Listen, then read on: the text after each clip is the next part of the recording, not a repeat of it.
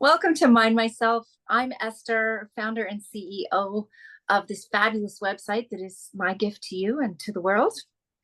And this is Conversations with E, the podcast that lives there. We've had over 85 episodes now, and we delight to bring these fabulous, wonderful discussions with amazing people directly to you. Today, it is my pleasure to be talking to a friend, a colleague, someone who is absolutely amazing and is going through a really interesting and profound journey. Today, we're going to be talking about Alzheimer's. Please join me in welcoming Janine Carlson to the show. Thank you, Janine. Hi. Thanks so much, Esther. It's great to be here. I can't wait for our conversation here, Janine. But before we jump into this deep and rich and powerful topic, tell us a little bit about yourself and your career path and what you've done, just so people have a bit of a context about this vibrant, dynamic being that you are. um, yeah, so I'm a registered nurse, and that was way back in the 80s. I did that. And nursing's one of those careers that you can do, I mean, really tons and tons of things. So, with that as a background, I also was in big equipment sales to hospitals all across Canada. I worked with some of the very early um, the early programs that actually stored all the information for clients for um, GP offices and getting all of their information, looking at how to set those things up. I worked at a surgical center. I did some multi-level marketing for a little while. It's kind of like one of those things you can think of it can happen. So I have had a varied career. At this point in time, I'm actually owner with my husband of Home Instead Senior Care here in Kelowna, which is in British Columbia. And that was kind of part of the journey that we're going to probably dig into a little bit more. But I also used to run marathons, and I hike every week while I'm here in the Okanagan, or ski in the winter. So we're really active. We have great friends and family. So yeah, it's really been, I think, a pretty amazing life so far. Absolutely. And I remember I met you in Vancouver when we both lived around there, and Yeah. you moved to Kelowna to start this home instead business, which has taken off and is providing an amazing service in the world. Yes. Yeah, it really is. It's one of those things where you don't have to work hard to figure out how you're making a difference for people in the world. Mm. It's right there in front of you. So yeah, it's really been a privilege to Mhm. actually have this company and impact so many people. Well, let's get right into this subject that we're going to talk about today, your own journey. You've been working with elders and people with all sorts of different issues in the healthcare as they age, or health situation as they age. And you've been on your own journey to a diagnosis of Alzheimer's. Can you tell us a little bit about how that occurred? Yeah, yeah. And to preface that, it's always strange for people to meet me and find this out, although it's strange for anybody, Hmm. when we saw each other just a little while ago. But it is difficult for people to integrate the fact that I have Alzheimer's disease, because it is not what most of our bias tells us someone with Alzheimer's looks like. And that's a big part of why I want to talk about this, so people can understand and also look at early detection as quickly as possible. For me, I had COVID in 2022, I think it was. And our whole family got COVID at a Easter gathering that we did. And everybody kind of loses their words for a little while and mixes up words, trying to find names as they're recovering from COVID. It was just really normal. But over time, probably maybe 6, 8, 10 months after, pretty much everybody I knew was back to being able to find their words and know the word they wanted and the name of a person that you know and love very well. But that I didn't really seem to get any better. And I just assumed it was long COVID. And I hadn't really done anything about it because there weren't really any long COVID clinics in Kelowna. I couldn't see anything that would actually be helpful. I kind of just plugged along, and it wasn't terrible. It was frustrating because I'm used to having a good vocabulary. I'm used to being able to pull out the words I want to express myself at any given time.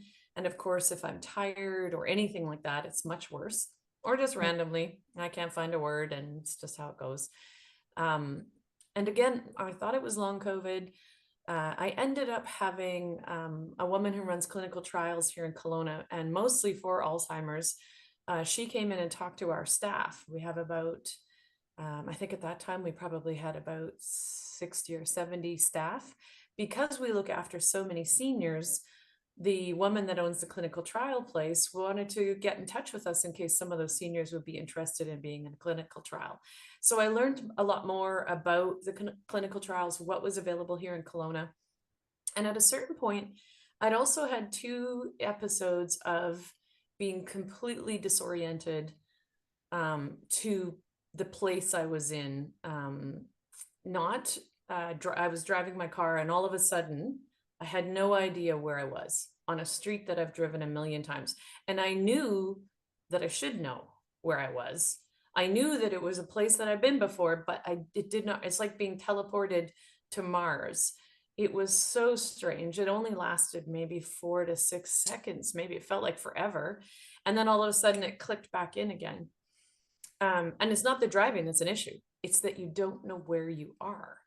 Mhm. And so that happened twice. And that, I think, was more of a push to say, what is going on? And at that time, I kept thinking, like, what if I have Alzheimer's? No, you don't have Alzheimer's. What if you have Alzheimer's? Well, you don't have Alzheimer's. This back and forth inside my own head. And at a certain point, I just really wanted to get rid of that narrative. I wanted to stop worrying about having some cognitive issue in my brain. And I really felt like it would be ruled out because, of course, I like I I don't have Alzheimer's, so it's going to get ruled out. So I went and started getting the testing. It was a great setup that they have. They did a battery of all different tests, and the results for those are all cognitive tests where they ask you questions, ask you to remember things, that kind of thing. Basically, I kind of was on the line. It was like, maybe you have something, but maybe you don't have anything at all. So they suggested that if I wanted to, I could join a clinical trial. And for that clinical trial, I would get a PET scan that would detect how much amyloid plaque that's in my brain. And the amyloid plaque is a sign. They don't know if it's a cause or if it comes along with Alzheimer's. They really don't know that much, but it's correlated very strongly. If you get a lot of amyloid plaque, then often, most of the time, those people will also develop Alzheimer's. And so, because I wanted to know, that's what I did. Through that whole time, I kept telling them, I feel like a drama queen. I feel like I'm taking up your time. And they just sort of reassured me. And so I really was not prepared to be told that I have Alzheimer's. And the nurse practitioner who called us took about a month after the scan to get the results. And I'm a person who needs to know. So I had told her, as soon as you know, call me. And I want you to tell me on the phone because I need to know right now. I'm not going to wait to go to the office. And then we'll book a meeting at the office and discuss it in more detail. So she called and she said, yes, you do have it, which, or probably technically, she said, you have enough amyloid plaque in your brain to say that you have Alzheimer's. Technically, you can only have a pure Alzheimer's diagnosis on autopsy. It's only when they can look at your brain. So there's these other things that are kind of predictive. And so that's what she said. And she'd also said to us when Daryl and I were at the meeting, which was just shocking. Like anybody that gets a really difficult, life-changing, life-ending diagnosis is really trippy, frankly. You're not hardly processing. But she did say to us, if you have a bucket list, you should be doing them. Which to me was like, holy cow, is that like, am I gonna go soon? And I realized she was saying that to encourage us not to put things off, because you cannot predict the progression. Although now that I've met a number of people with lived experience, many of them are 20 years in from their diagnosis, and they have different needs, but many of them are still living on their own and having a life and enjoying their life. For me, it was difficult because everybody I see with Alzheimer's is already very affected, because families don't come to companies like Home Instead for help until it's just too much, or they need a bit of time and they feel somebody has to be with their spouse or their mom. So everybody I knew was much further along, which I think was part of why I didn't think I had it. And And then how old were you yeah. when how old were you when you were in this process of finding it out? Um, that was not this past Christmas, but the one before. So 56, 56 or 57? Right, which is so 57, I think. young, which is Yeah. so young, Yes. very It's young. considered young onset. That's the actual term. And that means anybody less than 65. Most people, like what I see, and even with family members that have Alzheimer's in our family, you usually would see the problems starting to interfere with life in the early 80s. That's kind of when it starts to show up. They may have had um, symptoms long before that, but they were minor enough that you can kind of excuse them and stuff. So So it's can kind you of been a tell us? journey. Oh, absolutely. I want to talk about your feelings, but just before we get there, what are some of the signs that people could be looking out for? Because you were like, oh, maybe I'm just being a drama queen. I don't want to just for time. I heard you say, but yes, take up our time. Like, so Yeah. what should people be looking for? And then let's go into how it feels. Yeah. Yeah. I'd say not to take lightly the difficult retrieval of words. And then also, you know, if you ever have a sense that you're just, sometimes people know, and I think that's kind of where I got to, where it's like something's going on. You need to, even for the cognitive tests, I was training myself on how to do them because I do them for people out in the community. And I couldn't you have to draw a 3D image like a cube or a 3D hexagon. And I was teaching myself how to do it. So I was doing the drawing. I couldn't do it. I could not make it work. And I was laughing. I sent pictures to a friend saying, look at this. I'm kind of a dork. I can't even make this thing. Never occurred to me that that's because spatial relationships and executive function are one of the areas that have affected me. The other Mhm. thing was word switching. And again, I would kind of joke about that, where I'd be like, well, at least if I'm switching my words, they generally start with the same first letter. And that's kind of clever. So You it's are smart. You found your way. Your brain was helping you find your way around it somehow. exactly. It's like my brain is somehow looking for a word that starts with A and it's running through them, and it may not be the right word, but that's all I've got. So those are kind of the things that I saw. And then people would say to me, well, I miss words all the time. And my answer to that is that doesn't mean that I don't have Alzheimer's. It means that you could. And that's really important, because when somebody has big symptoms at 80 years old, they probably had small symptoms at 57, 58, 59. So if you're seeing that, you might want to get tested. And depending on where you live, you may have to go to a physician, which is, the physicians are not always like, they don't do a whole battery. They might just do one test. But if you go to a psychiatrist or somebody that specializes in it, they'll do a much better in more depth to check it out. And Uh, here in Kelowna, we have a place, and everything is free for testing, because they're good. Their side on what they get after that is somebody might want to come in a study, and that helps them be successful. So they don't charge people. So those kinds of resources are really helpful.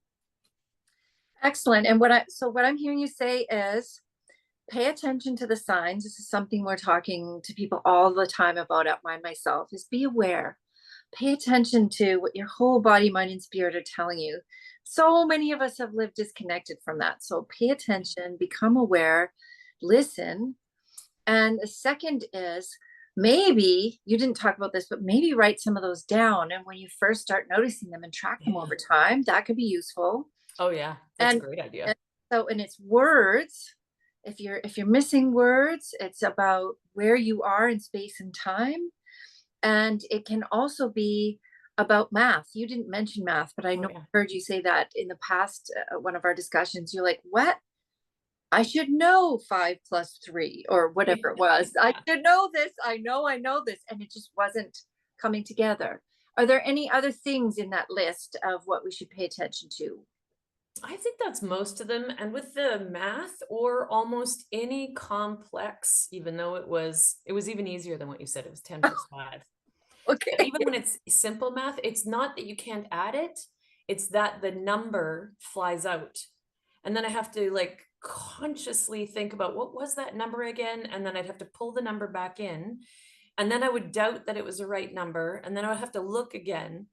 And so it's kind of like when people say you can't do math, they don't really understand the nuance.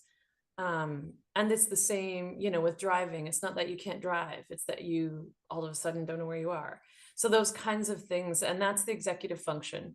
And some of those things, I just got my diagnosis and I went to volunteer at an event and they had me taking tickets or taking the payment for tickets and stuff. That's when I realized it, because otherwise I just do math on my calculator and I had no idea that that was something that was impaired until that happened.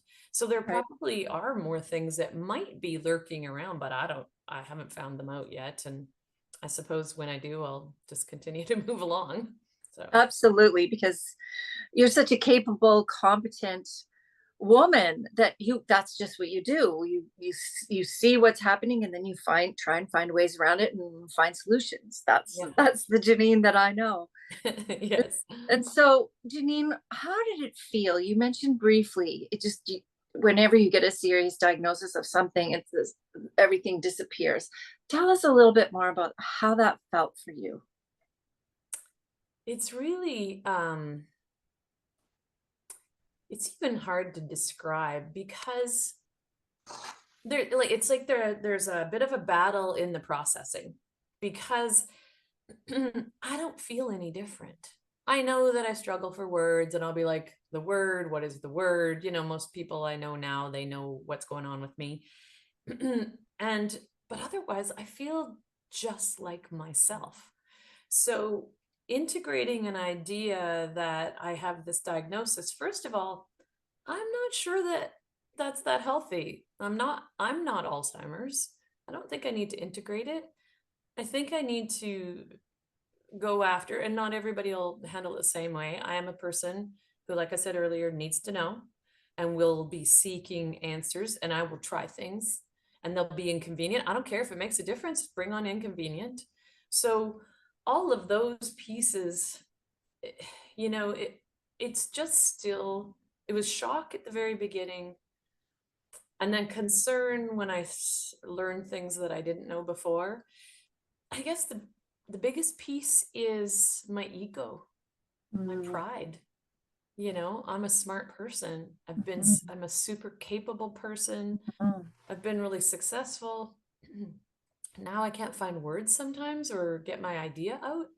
It's mhm. really it's better now because most of the time I realize it doesn't matter if I get the exact right word, people get it.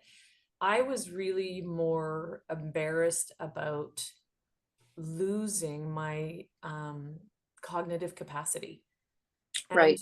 there's a lot of judgment in the world. Mhm. Like, so many people that have Alzheimer's will not tell anyone because they're embarrassed. Exactly. There's this whole shame conversation. I Yes. Yeah. remember we were dealing with and caring for a friend who you know as Yeah. well. And Yeah. she did her best to hide this. She lived on her own. She was in her probably mid 60s by the time it really started showing up, and then late 60s, early 70s, and she did her best to pretend everything was fine, Mhm. nothing was wrong, and then she kept getting worse and worse. But people didn't know because she tried to hide it from people. And I got the sense that she just felt so embarrassed. And I know she she used the word demented. Now I know dementia is kind of the overarching umbrella that Alzheimer's fits under, and there's been so many misinterpretations. There have been so many misinterpretations of what dementia is, and that it means demented. It doesn't mean demented. And it No. doesn't mean that you're less than as a person, and there's no shame.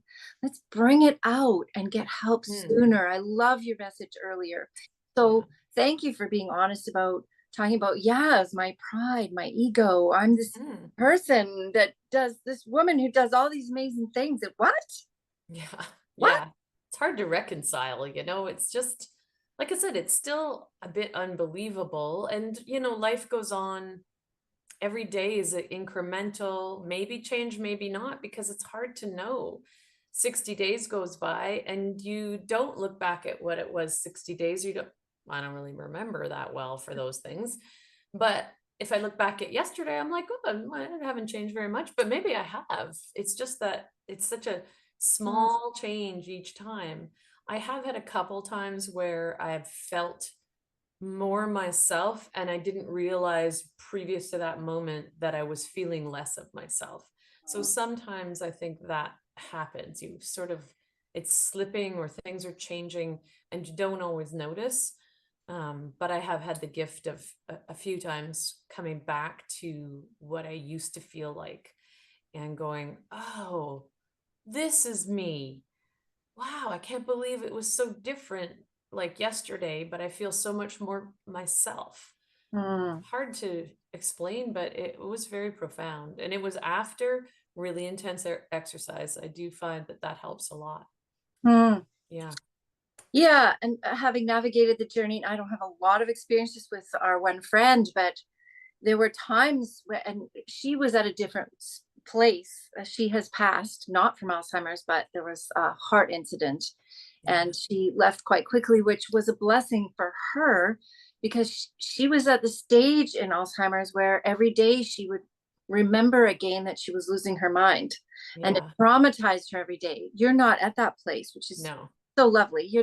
But to hear you say, "Oh, I feel more like myself," and I'd given an example of, if we take a picture of ourselves, we don't feel our wrinkles coming on. Yeah, But if we, exactly. we can see the effects, but we don't see the effects day to day. We might take a picture of ourselves, and then in a month's time, or 2 months' time, or 6 months' time, we take another picture and then see, oh, yeah, I look a little bit different. Hmm. No, so Yes, it's over got to be a time, longer timeline. Yeah. exactly. So Yeah. the day to day. So maybe it's taking some notes and doing that or whatever. But just I totally hear you, and I Hmm. imagine that the journey is also different for each individual. Each man or woman going through this is going to have a different experience based on their nutrition, their lifestyle, their exercise, how much water they drink, whatever it is that they're doing for themselves, and Yeah. what they've done in the past too, because we are, all of that contributes to where we are right now. Yes, exactly. Yeah. So what do you do now? You've mentioned some of the things, the strategies that you do. You're still working, you're still functioning, running a Yep. company with your husband, helping people. What are some of the things that enable you to continue functioning at this stage of where you are? I guess the obvious is I need to write everything down, which I kind of already did anyway. So in my journal, I have just a system that I use, and if I need to do something, I have to put it on my calendar or in my journal to put on my calendar. And sometimes if I get distracted too quickly, then I don't get a chance to do that, and things go sideways, like when we were supposed to actually talk on Friday. So that is always it's a bit of a challenge because sometimes if there's a lot going on, and there's usually a lot going on and I'm doing a lot, Mm, um, then it's something comes in really quickly before, and then that other thought is gone and I didn't get it written down or I didn't put it in my calendar. So I really use technology for that. The other thing I'm doing now, because I'm the chair of the Kelowna Hospital Foundation board, which is a large board managing a lot of really interesting and exciting projects. Um, when I'm in the meetings, first of all, I prepare by taking notes on from the minutes of the last meeting so that I have it in front of me. If somebody talks about something, I probably won't remember it myself, but if I have notes on it, I will. And then I take notes through the time so that I can look back at it, because I'm working all day. I'm popping out for a 2-hour meeting with the hospital foundation, then I'm back at my office doing the things I didn't get done in those 2 hours. So having that idea of just how can I support myself? Mhm. And things like names. Like, I just really want everybody in the whole wide world to wear a name tag, frankly. I promise I'll wear a name tag too, so you don't have to worry about asking my name. But it's hard because I know there's people I know, but they're not close friends, so the name doesn't stick. Right. I've had whole conversations with people, and I'll be like, I know this people, or people come up and say, Janine, how are you? It's been so long. And I'm like, I don't know who this person is. But Right. if somebody had a name tag on, often I can kind of trace it and be like, oh, that's who it is. This is Right. where I met that person. Mhm. A few more points of information help. Absolutely. And so if for people who know you, or who are listening to this after the fact, would give you some cues. Yes, Janine, Yes. I'm so and so, if they're not going to Yes. wear a name tag, reminding you, and it's all good. Love you. Yes. Yes. One of the people I talked with who has a lived experience, he talked about the fact that he had this a little tag that he wore around his neck that said, I have Alzheimer's. And he would keep it in his jacket or under his shirt or whatever, because in the beginning, the point was, if he couldn't like figure something out and he was frustrating somebody and they wouldn't know he had Alzheimer's, they would just think he was maybe being difficult.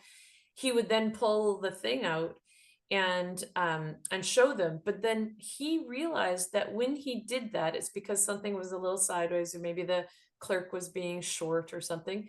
He realized that when he took that out, that person would feel bad because they realize then that this person has Alzheimer's, and that's why they're difficult, and they're not just trying to be awful or difficult. And so now he wears it all the time on the outside, so people know right away, and there's more understanding.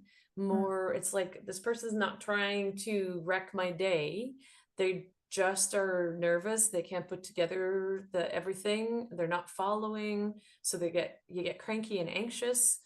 And that's one of the things that I was surprised. I didn't really realize that anxiety and depression come along hand in hand with cognitive issues of Mhm. Alzheimer's or Lewy body or any of the types of Mhm. cognitive problems. And that was actually something that I didn't realize. Well, I knew I was having some moments of depression.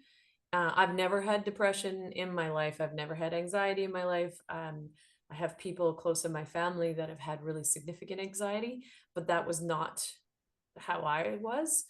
And then it was like the summer before I got tested, and I was tested in December of 2023. Remember saying to one of my girlfriends, I was like, I I think I'm a bit depressed. Mhm. And and then there was a couple times where I kind of got a bit of anxiety, or Mhm. what I figured was anxiety. And then it was so weird because it just kind of came on, and I didn't relate it to, at the time I thought it was long COVID. I didn't relate it to that. So it was only again in hindsight, and I talked to somebody else that has Alzheimer's, and she said, yeah, it made such a difference to get on antidepressants or a good medication that managed this. Now, I haven't actually done that. I've found that the times where I feel anxious are generally, for me, something I can manage, because I usually get anxious because I've got too many things stacked up. And Mhm. then I get really tired as well, because it's just like it's making my brain too tired. And so I feel like if I manage myself and my commitments, and I honor the fact that I have something at play that needs a Mhm. little TLC, Mhm. then I probably don't need that at this time. But at some point I might, and that will be the best route will be the one that I take. So, I'm not afraid to take it, but I also can tell that I'm managing pretty well at this point still. Oh, amazing. It's just so wonderful to be having this conversation with you and to have connected with you in the flesh recently. That was fabulous. Yes. Yes. Do you see technology having any place in the Alzheimer's journey, either for yourself or maybe for some of the clients that you've served? Um, Like recording meetings or like with, yeah. Yeah. I mean, sometimes I've thought about it, important conversations, just recording them so I can go back and listen to them and stuff. But I think more than that, I think those things are, those are helpful at the time we're at now. What I see and actually have just seen a bunch of presentations on are there's going to be a lot more people with Alzheimer's that need support. Way, way, way more people every single year, every decade. It's just going to increase. And not everybody can afford to have comprehensive care. Our public system in Canada often can cover certain things, but if somebody's not safe to be in their home by themselves, they have to go to long-term care. There's not always a spot in long-term care, and there's no family that can maybe fill in and be with them. There's talk about maybe having somebody visit once or twice in a day and having robots. And what the robots can do is sense anything. They can make sandwiches. We saw videos of the robots making sandwiches, putting dishes into a dishwasher. It's crazy. And that's now, like, what's going to happen in 2 years? So those kinds of things might help bridge that gap where you don't need a human for 24 hours a day. You could have something that's monitoring and could make sure that support and help was available when needed. So I see those kinds of things, but I feel like at the point now, it's sort of like I already had systems in place. I've just leveraged them a bit more, mhm, and that seems to be enough at this point. mhm. And you know, I don't know what's going to happen next. So Yeah. hopefully we'll either invent for myself or ourselves, or something will be obvious and show up in my world. And what's the role from your perspective of I know you have a fabulous husband who cares for you and he's you're functioning as a partnership, as a marriage, as friends, as playmates, you do so many things together. He has a bit of a role as a caregiver too in this, and you're at the early stages of this, but how do you see the role of a caregiver? What is your experience of that? My experience for myself, yeah. Yeah. Um, he's uh yeah. And the only time I actually cry is when I think about Daryl. Mm, Um, but he is so wise mm, and respectful. He doesn't fill in my words because some days that makes me really angry. So, I mean, he's also smart, doesn't want to make his wife angry. But um, yeah, he lets me kind of take the time, and then I'll ask if I need to have the word, or I'm just getting annoyed that I can't get it and I don't want to keep trying. So he's wise in that way, but he's also really thoughtful. He is a classic introvert. I'm a classic extrovert. If anybody has not figured that out, yeah, that's right. So Daryl's just really thoughtful. He puts things through in his mind, and he's wise, like I said. So he comes up with he's I don't even know how to describe it. He knows how to be with me and with others. His background is engineering, and he taught at BCIT for 24 years. And right now he is with it's Sunday, but he is in West Kelowna with clients that he's talking to figure out how we can best take care of them. And they love him. He's so responsive. And I don't know that he even realizes it, but he's intuitive. He mm, just kind of knows how much to do or not do. And right now, there's not a lot of care. There's some reminder things. We have agreements, everything goes in the calendar. Um, I don't I don't drive at night right now, ever. I think it won't come back. I don't know if it's cataracts, or I don't know if it's just bad vision. Lots of people can't seem to drive at night. I don't know if it's brain stuff, but I also prefer him to drive bigger trips and stuff. I'm not as confident. I grew up in northern BC. I drove all over the place, standard old cars, new cars. I had no hesitancy, but I get nervous now. There's certain things that make me really uncomfortable if I'm driving. So he takes that on, Mm, and just kind of fills in the gaps. But his respect and his thoughtfulness and his love mm. is demonstrated every single day. That's awesome. And I know you work with clients who are probably at a different stage than you are.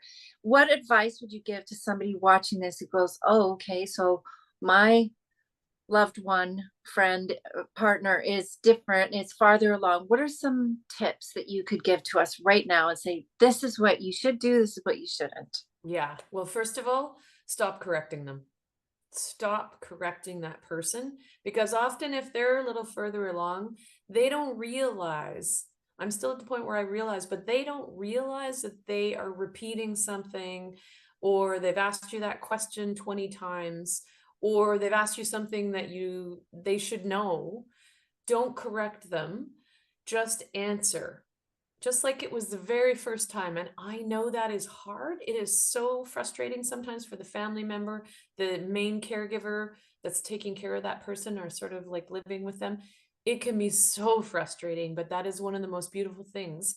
If you imagine always saying something that's a little bit wrong, and your spouse or your family member, your brother, your sister constantly corrects you, how would you feel over time? You might not remember, but it's still a hit when somebody's like, I just told you that.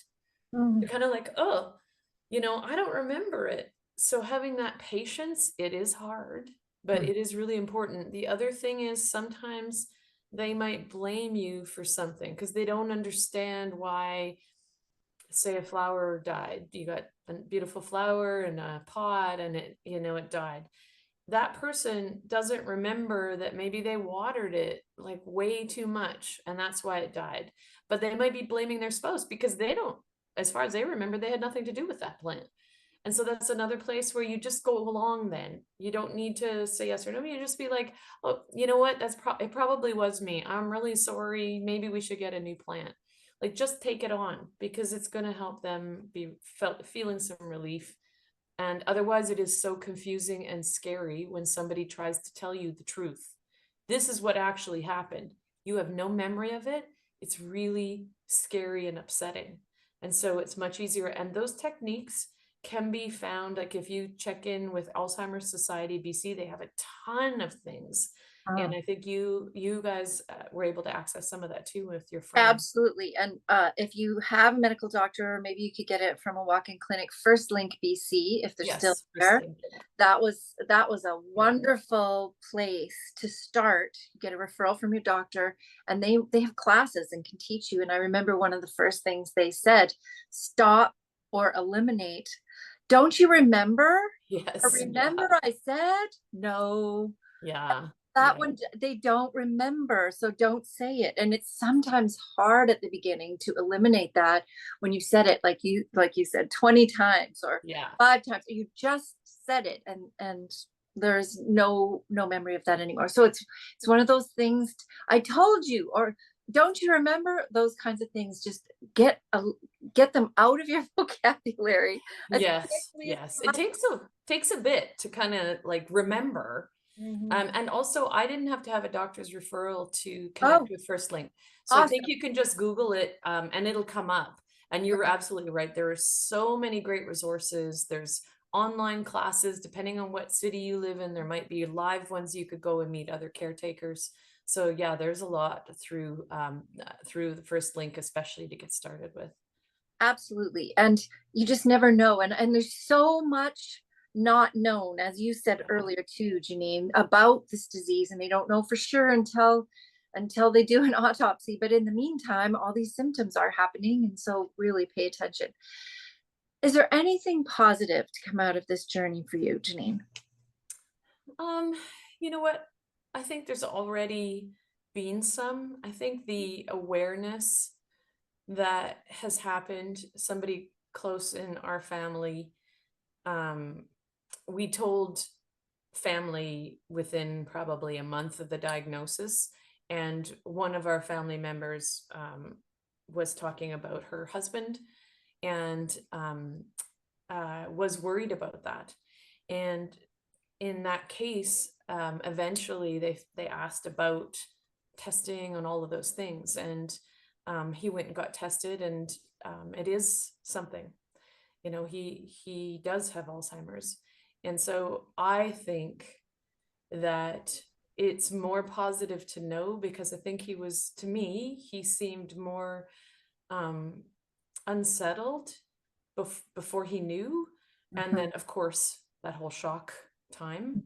But then after, he's, I mean, not everything's perfect, but I think he's happy, he's joyful, he's got a great relationship with his wife. It's really special. But if you're diagnosed early, you have options. So the clinical trial that I'm in is to halt progression, which is why it's important that you're early onset. And so that itself means I potentially have a chance. I mean, it's a clinical trial, so who knows how successful it is. Anecdotally, I think that it's probably pretty good, the one that I'm in. But if you didn't know, you wouldn't look around to see if there's something you could do.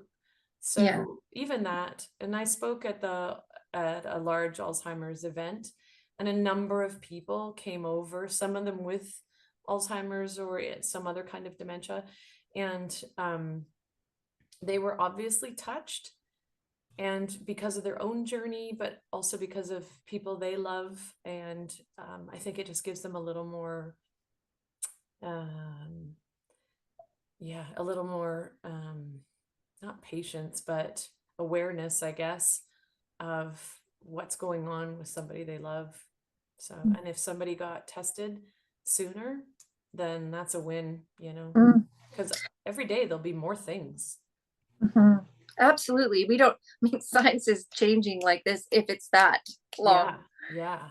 So, Janine, I just want to, from the bottom of my heart, thank you for speaking into this, for being brave and courageous about sharing bits of your journey. And I know that this is a sweeping disease that is afflicting, as you said, more and more people as time goes on. And I want to encourage people, ditch the shame, get tested early, like you're saying, be aware. And if you're alone and don't have somebody in your life, that is even more important, that you go get tested, because there is support. You don't have to do this all by yourself. There are strategies, there is support, especially in British Columbia. I mean, people from all over the world may be watching this, but in British Columbia or in Canada, there are supports. But most of all, pay attention and don't be afraid to get an early diagnosis. In fact, highly, highly encouraged, as you were saying. Yes. Janine, what would you like to leave our listeners with today? Oh, sometimes life is really hard and difficult, but it does not mean there isn't joy. And I think it's all mixed together. And you need to make sure you look out for the joy bits, because otherwise you kind of lose them because you're focusing on all the other stuff. So yeah, I'd say keep holding on to the joy, amplify it as much as you can. Even if it was a tiny moment, let it roll through your mind over and over again. Yeah, that's I think words to live by, no matter what is going on for people. Find the joy. I love that. Thank you so much, Janine, for being here. And we do this because you matter. And anyone watching this, you matter. Thank you for being here with us today, Janine. Thank you.